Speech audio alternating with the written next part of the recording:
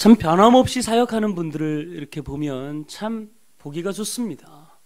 어떤 힘들고 어려운 일이 있어도 굳굳하게 믿음을 지켜가는 모습들을 보면 참 너무 도전이 되고 감사하다는 마음이 들게 됩니다. 얼마 전에 은행의 이야기를 신문에서 읽은 적이 있는데, 모 은행이 수년째 혁신성 평가에서 1등을 했는데 그 이유가 무엇인가를 보니까, 그 은행은 장기 프로젝트를 세우고 그것을 바꾸지 않고 일관되게 추진했을 때 그런 결과를 가져왔다. 사실 은행의 수장이 바뀌면요, 정책이 바뀌고 방법들이 바뀌다 보니까 자기 임기 내에 무언가 큰 어떤 성과를 올리려고 무리한 그런 과정들을 이렇게 하다 보면 그것이 결국 많은 리스크를 이렇게 갖게 되고, 그러면서 은행이 부실은행으로 이제 치닫는 경우가 참 많죠. 근데 그 은행은 그러지 않고 수장이 누가 된다 할지라도 세운 정책을 올곧게 일관되게 추진해 나갔을 때 결국 많은 은행보다 훨씬 좋은 평가를 받게 되었다. 그런 이야기를 들으면서 참 도전이 되었습니다. 교회에서 사역하는 것도 마찬가지인 것 같습니다. 지금 당장 무언가 성과를 내고 엄청난 부흥을 일으키고 사람들이 많이 몰려오는 것으로 우리가 만족해서는 안 되고, 훨씬 더 장기적인 안목을 가지고 우리 모두가 하나님 나라를 위해서 정말 신실한 주님의 제자가 되기 위해서 한 걸음 한 걸음 가다 보면 어느새 주님이 부흥도 주시고 많은 열매도 주시게 될 줄 믿습니다. 이걸 위해서 한 사람 한 사람이 사역하면서 일관된 마음으로 주님의 일을 하다 보면 그 많은 열매들을 우리가 누리게 된다는 것이죠. 성경을 읽다 보면 정말 아무리 어렵고 힘든 순간이라 할지라도 일관되게 주의 일을 사역해 하면서 하나님의 영광을 위해 헌신했던 한 사람이 나오는데, 그게 누구냐면 사도 바울입니다. 저는 사도행전을 다시 이렇게 살펴보면서 참 사도 바울의 모습, 예전에도 그랬지만 다시 한번 도전이 되고 은혜가 되는 게 뭐냐면, 그 어렵고 힘든 순간에도 굴하지 않고 끝까지 하나님의 나라를 위해서 목숨까지 바쳐가면서 헌신할 수 있었던 이유가 무엇일까? 사실 어떤 마음으로 그랬는지 그게 참 궁금하더라고요. 그래서 저는 오늘 이 말씀을 통해서 함께 은혜를 나누고자 합니다.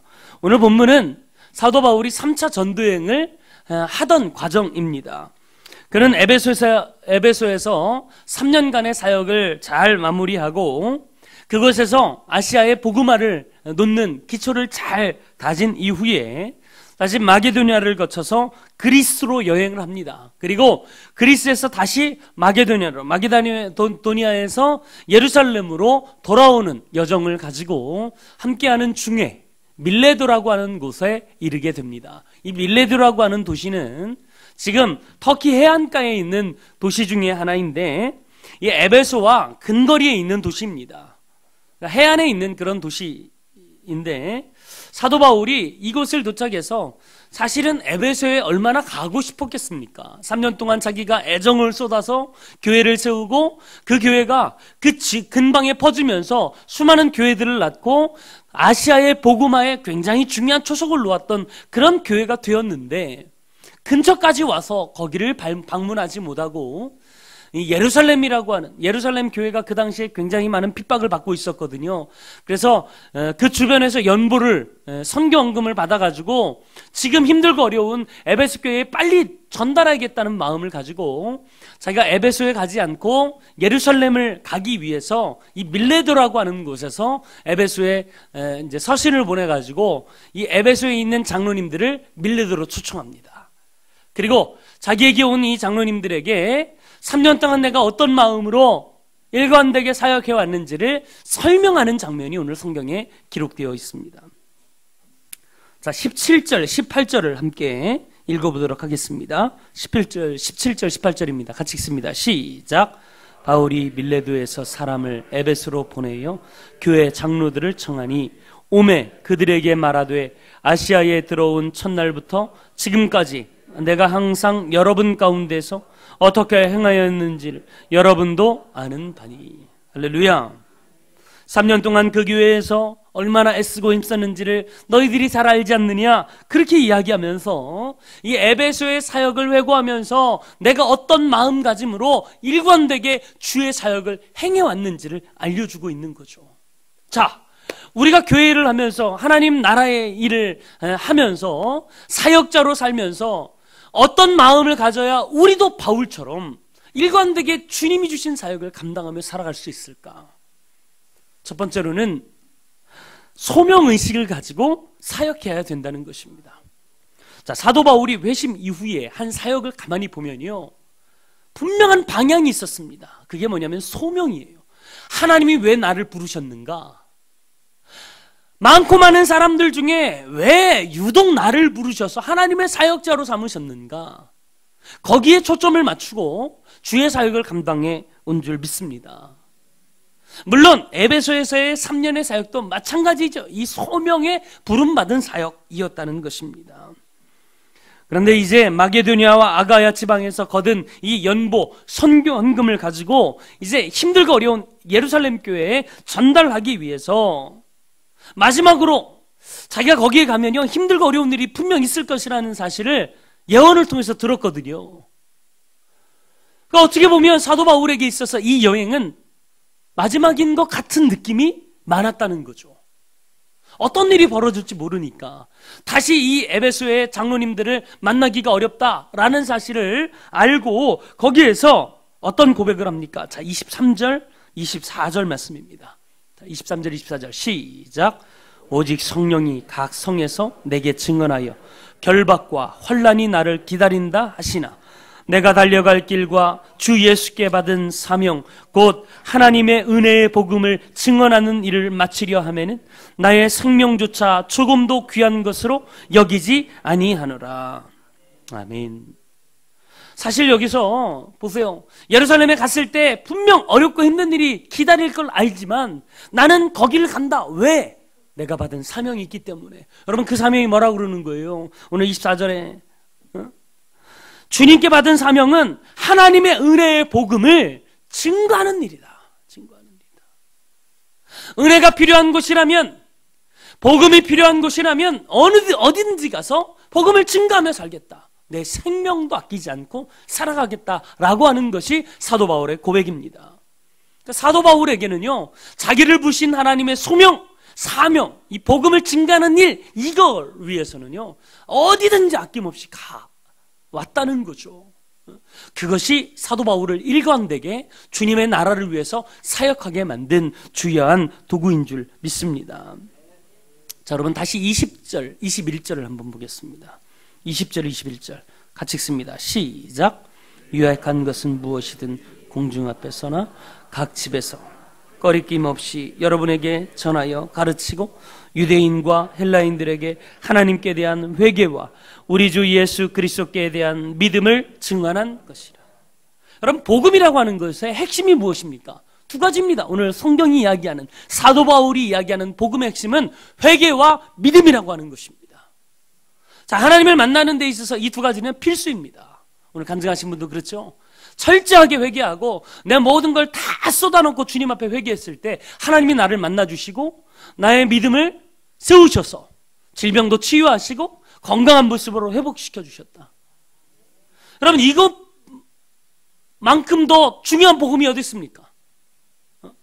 복음이라는 게 무엇입니까? 예수님을 통해서만 내 죄의 문제가 해결되는 거예요. 그걸 알고 하나님 앞에 내 모든 죄를 다 쏟아놓는 거.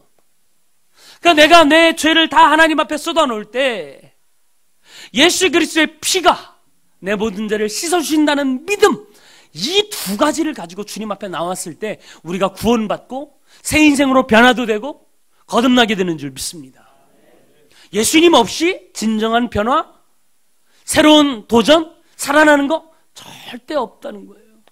아무리 의학을, 아무리 사람의 도움을 기대하고 의지해도요, 그거는 일시적일 수밖에 없어요. 진정한 변화와 부흥은 예수님을 통해서만 이루어지는 줄 믿으시길 바랍니다. 그러니까 복음이 사도 바울에게 있어서는요, 전해야만 하는 것이고 전할 때 반드시 열매가 있기 때문에 사도 바울은 어느 곳에서든 이 복음을 증거하는 일을 함께 해왔다는 거죠. 사실 여러분, 우리가 사역을 하면서도 힘들고 어려울 때마다 우리가 다시 붙잡아야 될 것은 소명입니다. 나를 하나님이 왜 부르셨는가? 나를 하나님이 왜 세우셨는가? 왜 하나님이 유독 나를 이 땅에 보내셔서 부평 우리 교회에 말씀 증거하는 자로, 찬양하는 자로, 또 예배자로, 집사로, 권사로, 장로로 하나님 앞에 쓰임받는 종으로 주님께서 세우셨는가? 그 분명한 소명을 아는 사람은요, 도중에 흔들리거나 어려움 때문에 지치지 않습니다. 사실 소명이라는 게 무엇일까요?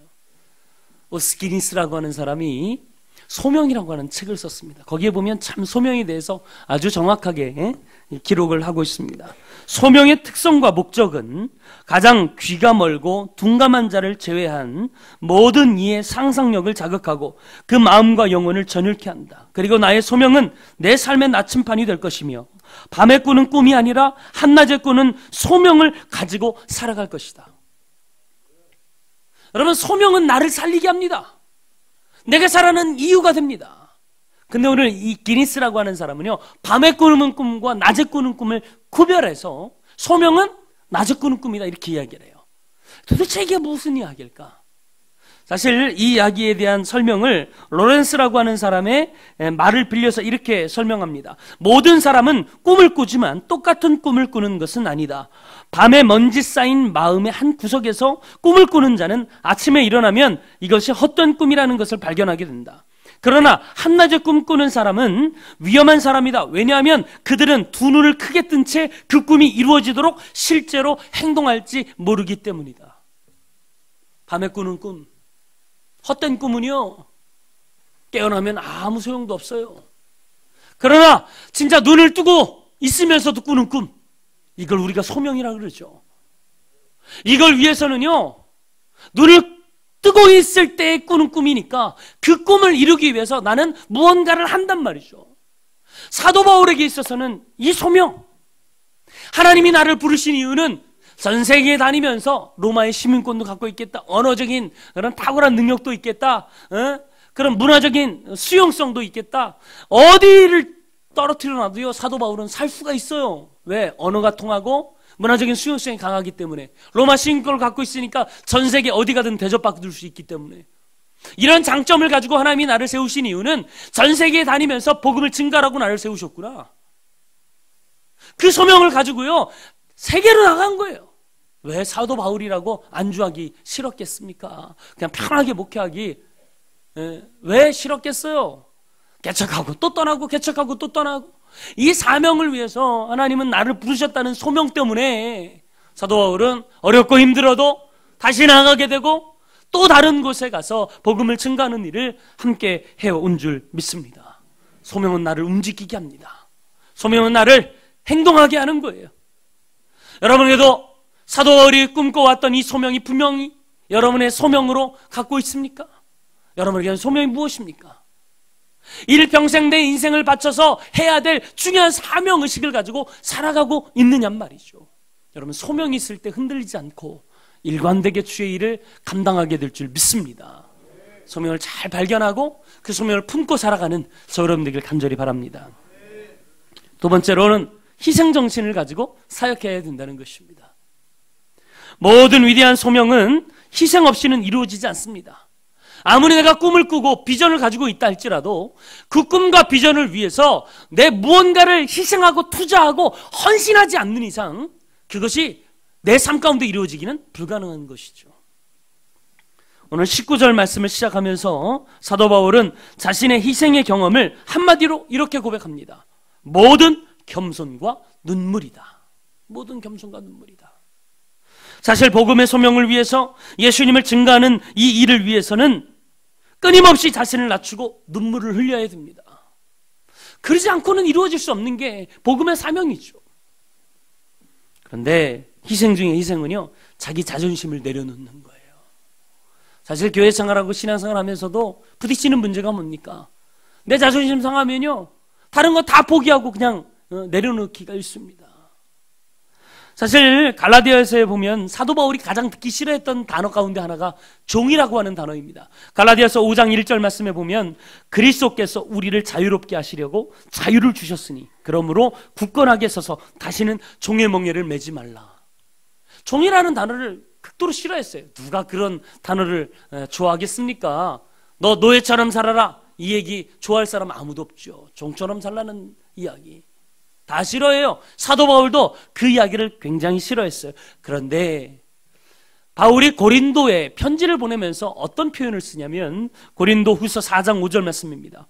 우리는 우리를 전파하는 것이 아니라 오직 그리스도 예수의 주되신 것과 또 예수를 위하여 우리가 너희의 종된 것을 전파함이라. 내가 예수님을 위해서라면, 복음을 위해서라면 예수님에게 뿐만 아니라 너희들의 종이 되어도 나는 괜찮다. 그렇게 이야기하고 있는 거예요. 종이란 단어를 싫어하는 사도 바울이 굳이 그 단어를 써가면서 내 자존심, 내가 갖고 있던 모든 학식들, 세상 지위들 다 내려놓으면서까지 이야기하는 이것이 무엇입니까? 이게 희생이 아니고 무엇이겠냔 말이죠. 내려놓고 하나님의 일을 위해서는 내 모든 걸 내려놓고 주님의 사역을 위해서 헌신할 때 이것이 우리의 꿈을 이루는 도구가 되는 줄 믿습니다. 사실 사도 바울이 당했던 그런 고통과 희생은요, 이루 말할 수가 없죠. 그걸 집약해서 써놓은 성경 구절이 뭐냐면 고린도후서 11장 23절부터 25절까지입니다. 사도 바울은 이 하나님이 주신 사명, 복음을 증가하는 일을 위해서 어떤 희생을 감수했느냐. 내가 수고를 더 많이 하고 옥에 갇히기도 더 많이 하고 매를 수도 없이 맞고 여러 번 죽을 뻔하였으니 유대인들에게 40에서 하나 감한 매를 5번 맞았으며, 그러니까 39대씩 5번을 맞았다는 거예요. 매 맞는 게 3번 태장으로 맞고 1번 돌로 맞고 3번 파손하고 배가 깨진 것만 3번이래요. 일주야를 깊은 바다에서 지냈다. 배가 깨져가지고 바다에 빠졌는데 일주일 동안 구조를 못 받아가지고 바닷속에서 있었던 날이 있었다는 거예요. 일주일 동안 바다 깊은 곳에. 어떻게 숨 쉬느냐? 들어갔다 나왔다 했겠죠. 그러면서 일주일을 바다 깊은 곳에 보내고 또 여러 번 여행을 하면서 강의 위험과 강도의 위험과 동족의 위험과 이방인의 위험과 시내의 위험과 또 광야의 위험, 바다의 위험, 거짓 형제들 중에서 위험을 당하고 수도 없이 수고하고 애쓰고 여러 번 자지도 못하고 줄이고 목마르고 여러 번 굶고 춥고 헐벗었었다. 이게 사도 바울이 지금까지 자기 사역을 하면서 했었던 모든 희생과 수고였어요. 그런데 그렇게 많은 수고를 하고 어려움을 당하고 희생을 했던 사도 바울이 이제는 예루살렘에 올라가면 거기에 또 다른 아픔이, 고통이 준비되고 있다는 거예요. 자, 23절 말씀 함께 읽겠습니다. 23절. 사도행전 20장 23절 같이 읽습니다. 시작. 오직 성령이 각 성에서 내게 증언하여 결박과 환난이 나를 기다린다 하시나. 지금 빨리 예루살렘에 가야 되는데 거기 가면 결박당하고 환난당할 것을 기다리고 있다는 사실을 하나님의 영을 통해서 예언을 받은 거예요. 그래도 자기는 거기 가겠다는 거예요. 지금 복음을 위해서라면 희생 감수하겠다는 거죠. 희생 감수하겠다. 사실 여러분, 지금 우리들은 어떻습니까? 믿음 생활하면서, 교회 다니면서, 신앙생활하면서 내 것을 희생하고 내 시간을 투자하고 내 재능을 하나님 앞에 쏟기보다는 은혜 받는데 익숙하고 누군가의 도움을 받는 거에만 익숙하지 희생하기를 마음 먹고 헌신하는 사람은 적어요. 그러니까 사도 바울 같은 그런 역사들이 일어나지 않는 거죠. 물론 저도 마찬가지예요. 누리기를 좋아하고 대접받기 좋아하면 그때부터 타락하는 거죠. 우리 모두가 마찬가지 아닙니까? 적어도 이 교회를 위해서 누군가는 피 흘리고 헌신해야 그것이 복음의 씨앗이 되어서 교회가 일어나고 부흥하고 성장하는 거 아니겠냔 말이죠. 조금 더 헌신하고 조금 더 희생하고, 그래서 이 교회에 정말 믿음의 씨앗이 되도록 우리 모두가 다 함께하는 저 여러분 되길 간절히 바랍니다. 마지막으로 세 번째, 인내심을 가지고 사역해야 된다는 거예요. 자, 우리가 고난을 당하는 거, 이게 일회성이면요, 그래 요번만 참고 끝내지, 그러면 되는데, 이게 끊임없이 계속된다고 했을 때 정말 그것을 참아낼 수 있는가? 이게 우리가 일관성 있게 주님의 사역을 감당하는 데 필요한 요소입니다. 안희숙 사모님이 쓴 죽으면 죽으리라 라는 책이 있습니다. 굉장히 두꺼운 책이기도 하고, 사실 산순교자라고 이야기하는 이 사모님의 이야기가 뭐 예전부터 굉장히 오래된 책이죠. 감동과 은혜를 참 많이 주었던 그런 책입니다. 저는 가장 감동받은 게 그거였어요. 이 안희숙 사모님이 순교를 기다리고 있는 중에 자기보다 먼저 끌려가는 사람이 있었어요. 물론 끌려가기만 하면 이제 죽습니다. 그러니까 자기는 살아있는데 그분은 이제 죽잖아요. 그래서 안타까워가지고 그분에게 그렇게 이야기했답니다. 아니 어떻게 합니까? 나는 살고 당신은 죽으니 어떻게 합니까? 그랬더니 그 끌려가는 그분이 이 안희숙 사모님에게 무슨 이야기를 하냐면, 괜찮아, 우린 죽으면 그만이고 하나님의 영광에 들어가겠지만 자네는 살아서 더 고통을 받아야 하지 않나? 우리는 걱정 말게. 그리고 너의 믿음을 위해서 더 기도하시게나. 그리고는 끌려가서 순교를 당하고 마지막까지 살아남았다가 결국 해방되어서 살아난 분 중에 한 명이 안희숙 사모님 아니겠습니까? 사실요, 우리가 그냥 그 순간 죽는다 그러면요 목숨 바칠 사람 많을 거예요. 근데 이게 끊이지 않고 계속된다고 그랬을 때 이걸 견뎌낼 수 있는 사람이 과연 몇 명이나 될까? 몇 명이나 될까? 그러니까 우리가요 주의 사역을 감당하면서 가장 필요한 게 인내심입니다. 인내심이에요. 사도 바울도 어떻습니까? 오늘 19절 말씀 중간에 보면 유대인의 간계로 말미암아 당한 시험을 참고 주를 섬긴 것과 그랬잖아요. 사도 바울이 얼마나 많이 참았는지, 견뎌냈는지, 또 다른 아픔 어려움이 있어도요 내가 끝까지 참아내고 견뎌내겠다, 이 마음 가지니까 여러분 평생을 주님 위해서 사역하면서 일관되게 주의 역사를 이룬 그런 사람이 된 줄 믿습니다. 어떤 마음 때문에 사도 바울이 그랬을까? 아마도 영혼을 사랑하는 마음 때문이 아닐까? 내가 당하는 지금의 고통보다 내 복음을 들고 변화되는 한 영혼 바라보니까요 그 어려움들 다 견뎌낼 수 있는 거죠. 크리스찬 다큐멘터리 영화 중에 소명이라고 하는 영화가 있습니다. 혹시 보신 분들도 있을지 모르겠지만 이 소명이라는 영화에 보면 주인공이 강명관 선교사님입니다. 이분은 원래 외국어 고등학교의 국어 선생님이었습니다. 대접도 잘 받고요 정말 잘 나가는 그런 선생님이었기 때문에 평안했습니다. 뭐 부족함이 없이 살았던 그분이 어느 날 하나님의 소명을 받고 호련히 다른 것들은 다 정리를 하고 가족들과 함께 아마존으로 선교를 떠나게 됩니다. 다들 미쳤다고 했죠. 그 좋은 직장 놔두고 왜 거기 가서 고생을 사서 하느냐. 근데 이 선교사님은 하나님이 주신 소명이 분명히 있기 때문에 나는 그곳에 간다. 그리고는 아마존에서 세상에서 가장 작은 부족, 100명도 안 되는 부족으로 이루어진 바나와족 사람들에게 찾아가게 되죠. 그리고는 그 사람들과 삶을 함께하기 시작합니다. 그 부족은요 농사하는 그 땅이 농사짓기 참 어려운 땅이었습니다. 농작도 안 되죠. 그들이 살아날 수 있는 유일한 길이 사냥인데 점차 개체수가 줄면서 사냥도 참 어려워졌어요. 부족민들 전체가 가지고 있는 최고의 소원이 뭐냐면 멧돼지 한 마리 잡아가지고 실컷 배부르게 먹는 게 소원이었습니다. 그런 부족에게 가가지고 그 사람들에게 섬깁니다. 그리고 배고픈 그들을 먹이고 교육을 시키고 글자를 만들어가지고, 글자 자체가 없으니까 문맹률이 100%예요 거기는. 글자 자체가 없으니까 그 글자를 만들어가지고, 국어 선생님이었으니까 그 부족에게 맞는 글자를 만들어서 교육을 시키고, 때로는 그들에게 선생님으로, 때로는 그들에게 뭐 의사로, 또 영양사로 먹이고, 또 때로는 뭐 선교사로 예수 그리스도의 사랑을 증거하고 그렇게 생활을 하게 되었습니다. 독충이 얼마나 많은지요. 독충에 매일 물리고 온몸이 퉁퉁 부어도요, 자기 몸 간수하지 않고 죽어가는 영혼들, 아파하는 영혼들, 배고파하는 그 사람들을 돌보는 일을 열심히 사역하고 있는데, 어느 날 한 기자가 그 선교사님한테 묻더래요. 뭘 묻느냐면, 그 선교사님한테 자녀가 둘이 있었습니다.